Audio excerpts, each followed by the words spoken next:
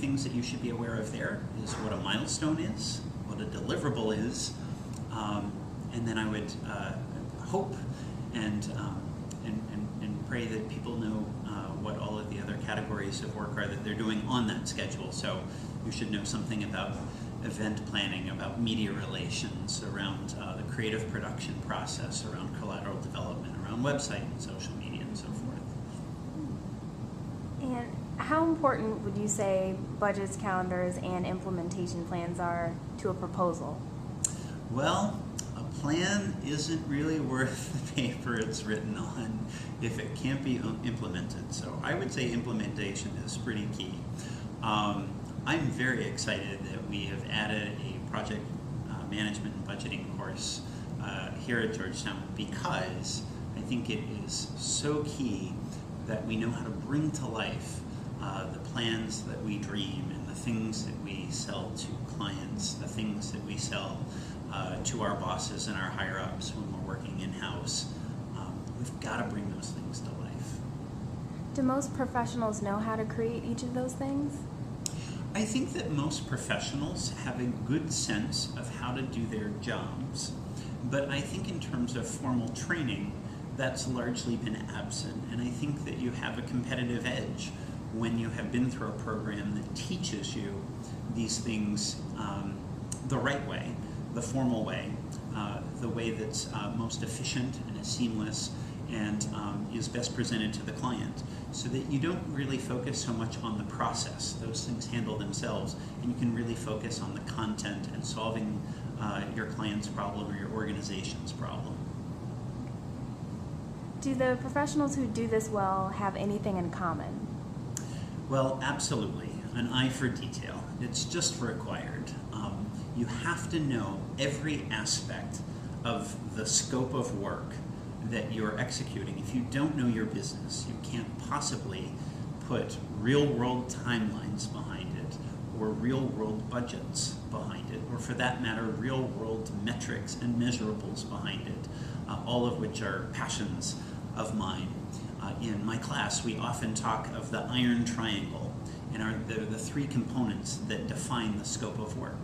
Time plus budget plus quality or performance is going to tell you the scope of work. And if you change any one of those three things, you fundamentally are changing the scope. And if you change the scope, you may be changing whether or not the client or your organization can achieve their objective or not.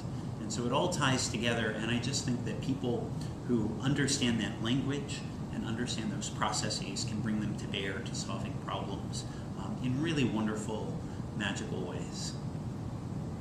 How do you know how much things cost or how long they might take? Talk to the experts.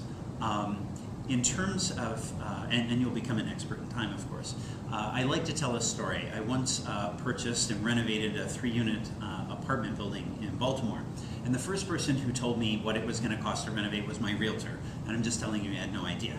And the second person who told me how much it was going to cost was my bank, because they were lending me the money. But they were protecting themselves, and they had no idea. The person who knew was the contractor, because the contractor does the work. The contractor is the only person who's on the hook for actually getting a check from me and having to deliver for exactly that amount of money. The bank doesn't have to do that, and the realtor didn't have to do that. And within our profession, if you want to know the very best in media relations, social media, event planning, and so forth, talk to the people who do social media and event planning and advertising and so forth. They'll tell you. Are budgets, calendars, and implementation plans consistent with what happens in reality? I want to say yes. I think that plans are most definitely the first draft of the reality that is to come. It's the closest approximation that we're ever going to have. I spend a lot of time getting my proposals exactly right, because my clients, and in the past when I've been in-house, my bosses, are going to hold me to that. Now, everyone allows for change, and we know that things change when external realities, or for that matter, internal realities change around what budget is available and so forth. But fundamentally, if you say you can do something, or where if you say you can solve a problem or promise to deliver something, you better be in that ballpark. Can you talk about a time something didn't go according to plan and how you handled the situation? Well, first off, in every last project, there is something that doesn't go according to plan. The plan being all of the aspects that I mentioned, time, budget, or the quality or performance of the project. Something is going to go wrong. Something is going to need to be explained. Because every project is fundamentally, every campaign is fundamentally about creating change. And when we're creating change, there's real risk involved in that. And so it's not a surprise that things are going to go wrong. Even if you've done this for a dozen years, all of the inputs and all of the outputs of your team's work can be known. You can totally control for that. But no one can ever know the outcomes. And those are where the greatest risks come from. I like to say that there are risks to a project, meaning things that are happening in the business world. Legislation could change, the business model that you predicated all of this on could change. There could be bad weather that simply rains out your event. So those are threats to the project. But then there are threats from within the project itself. The sorts of things around the scope that we've talked about, but also about your management of the project. If you don't actively manage, if you don't stay on top of, you're going to face greater risk. What's a typical budget size and time span for one of the clients that you work with? Within my firm, we do have an account minimum, which is not uncommon in Washington, D.C. And so I don't believe that we currently have any contracts that would be for less than $20,000 over a 1 month period. Far more typical, however, would be very long-standing contracts. One of my current clients has been a client of my firm for 8 years, so that gives you a sense. And they've had a retainer relationship with us over 8 years, and that certainly fluctuated based on their fiscal needs and so forth. But an engagement at the 40,000 and above is certainly not unheard of for the size, scope, scale of projects that people are trying to accomplish both nationally and within Washington. Can you share an experience that inspired your approach to budgeting and project management? Absolutely. I once represented Microsoft, their Xbox platform, and we were really about doing very cool, big things in order to get parents and children engaged around using the Xbox platform appropriately. And we did a big event. It was a really fun event where we brought in the head of the National PTA, so the Parent Teacher Association. We brought in Jerry Rice, who of course is the famous football star, and a number of other people, and we had a big Dance Revolution party, and it was so much fun. But I have to tell you, it was so much work because we had to get the budget exactly right. There was so much to do around site prep, around getting the creative aspects exactly right, getting the budget figured out for very complicated issues where we didn't control all of the entities. We certainly didn't control what the PTA wanted to do, how they wanted to come to town, how much time they wanted to spend here, and their role. The same for Jerry Rice. So the more partners that we brought to the table, it became that much more complex. But when I finished that project, I knew that pretty much anything was doable. So it increased my enthusiasm. What are some of your favorite resources for learning more about budgeting and project management? There are a couple great tools that I think that people should know about. Number one, if you don't know what a project budget looks like, or what a Gantt chart schedule looks like, these are things that you should simply type into your search engine and see them, and see many different iterations of them. I wouldn't encourage you to look at only one. I'd look at many, because just looking at the tools themselves are really key. But here's my my dirty little secret, the one that nobody knows until I've had them in our new project management budget class. It's called the Work Breakdown Structure, or a WBS. It is the best measure of the scope of a project. In very many senses, it just looks like a list. We think about the project that we're trying to do, all of the tasks that are part of it, all of the phases that we need to go through. Then we think about all of the subtasks, and then we break it down all the way to the very lowest level that represents a manageable amount of work. So if my project is a big event and stuffing the press packets is sort of the lowest level of work that's going to happen, we're going to break the work down to that level. What is required to put that press packet together?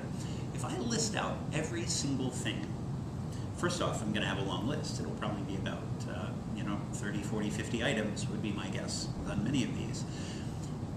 That document becomes the best foundation, again, to define your scope of work. It is so much easier to go back and create a budget based on that, to create a timeline based on that, to allocate your staff based on that, to understand risk based on that, because you can see every aspect of your project and where opportunities and where threats can creep in.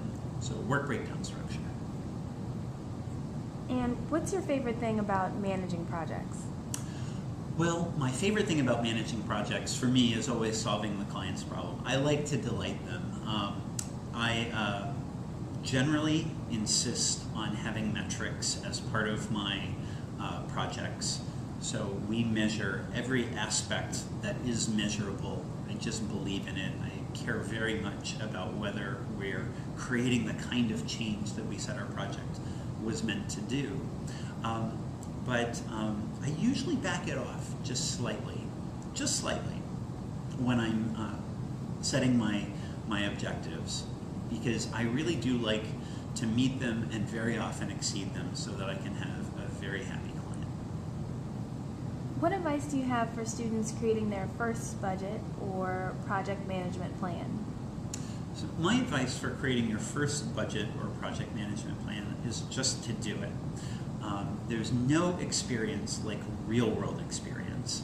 You just have to sit down and try it. I can explain it to you, it could be taught to you in the classroom, but until you do your own, until you really own that process, I think you don't know the kinds of issues that you run into, the kinds of challenges that you face, and all the many wonderful resources that exist out there to help you solve it. And again, I find that seasoned pros who do media relations and events and advertising, all the great things that we do within the broad umbrella of public affairs, public relations, corporate communications, those seasoned pros want to help people develop. So just ask.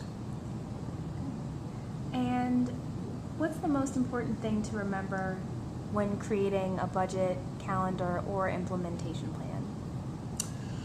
Well, I think the most important thing to keep in mind is the problem that you're trying to solve. I've seen any number of plans, and for that matter, budgets and calendars, that look like they're from a different planet. We seem to not be talking the same language any longer. So after I write a budget or a Gantt chart, I very frequently will take the original plan back out, and I will compare them and make sure that everything that was in my proposal or plan survived through to this round. And if it didn't, can I explain to my client or to my boss why not?